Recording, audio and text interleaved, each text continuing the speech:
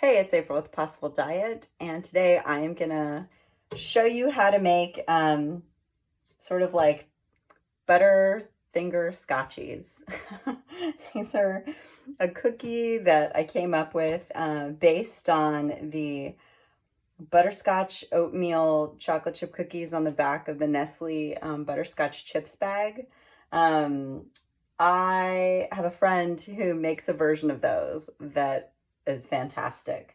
But there's so much sugar, not just in the chips, but in the cookies and like, cause it's got like brown sugar, white sugar, so I wanted to come up with, I saw that Lily's now makes butterscotch chips.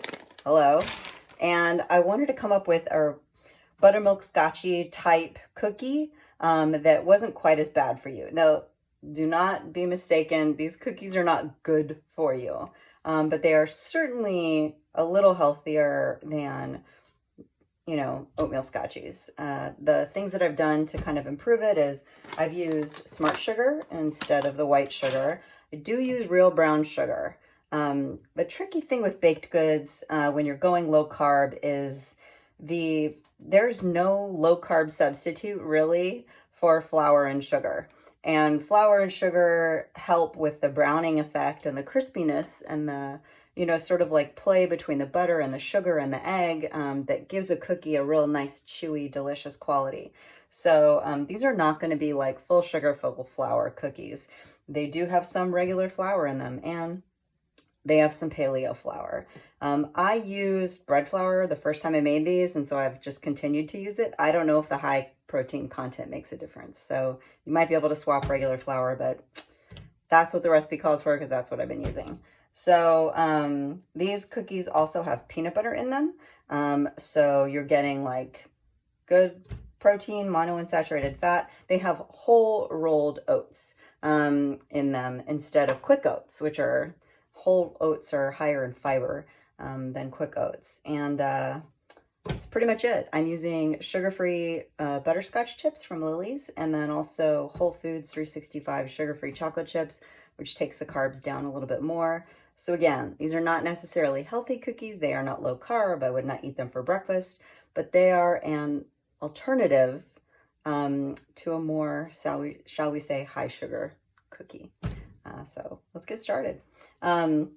I have in my mixer a half a cup, 1 stick of softened unsalted butter. And then I'm adding to that a half a cup of all natural crunchy peanut butter. Definitely do not try to substitute a peanut butter spread that has palm oil or hydrogenated oil or sugar in it. This is all natural peanut butter.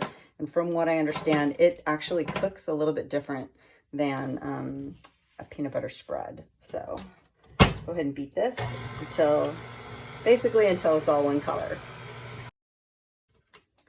I like crunchy peanut butter in these cookies because, I like the crunch of peanuts. I like the texture that it adds.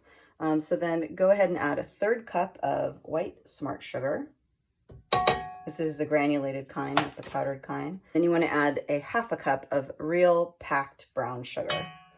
Like I said, there is no low carb substitute. You can get by with certain things, but in baking, it's just a little harder. So when I try to adopt a baking recipe to make it low carb, it's honestly almost always reduced carb because it's hard to get the same texture with sugar-free, carb-free ingredients.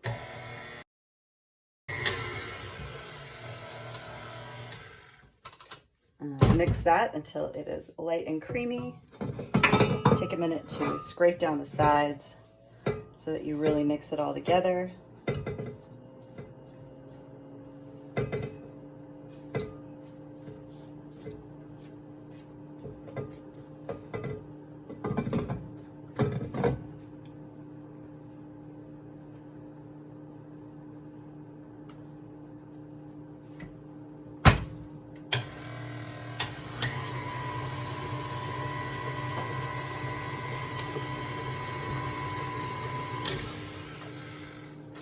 And then add your egg, 1 egg.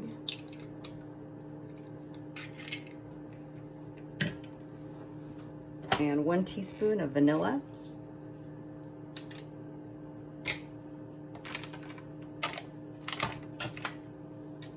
One teaspoon of vanilla.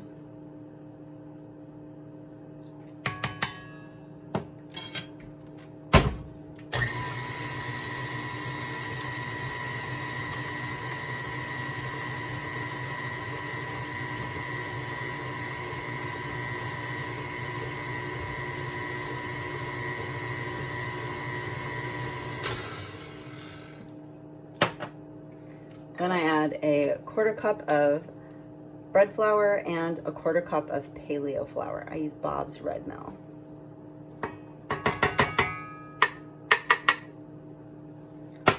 Leaveners, 1/2 teaspoon salt, 1/2 teaspoon of baking soda.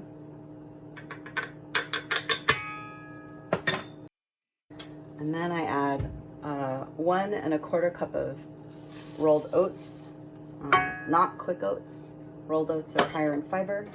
And then a 1/3 cup of sugar-free chocolate chips and a 1/3 cup of sugar-free butterscotch chips.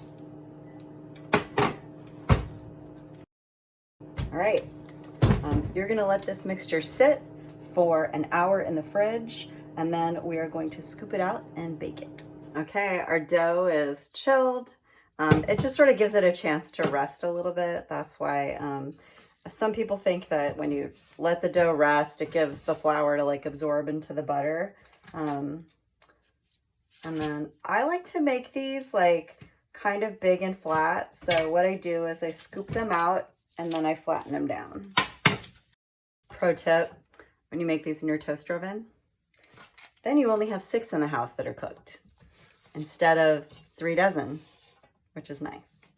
I like to scoop this all out into pre-portioned amounts. And then I usually only keep like 6 to 10 at a time in the fridge and then the rest in the freezer. I usually forget that they're in the freezer. Another pro tip. So go ahead and bake these. You bake them a little lower at 325 for 10 minutes and they're good to go. So I'm going to show you a trick for these cookies. You take them out when they are dry on top and puffed up. And then you drop them fast. I know. So that they kind of like collapse into themselves. And then you let them cool on the pan. And when you do that, it like firms them up, keeps them gooey in the middle, keeps them crispy on the outside and the edges. And it's super, super hard to wait. But they're very delicious, I promise. Enjoy. One more pro tip. This is a fantastic milk to enjoy your oatmeal scotchies with. Maple Hill is organic and I love their whole milk. They also make a reduced fat milk, but I find that the whole milk is like super, super decadent.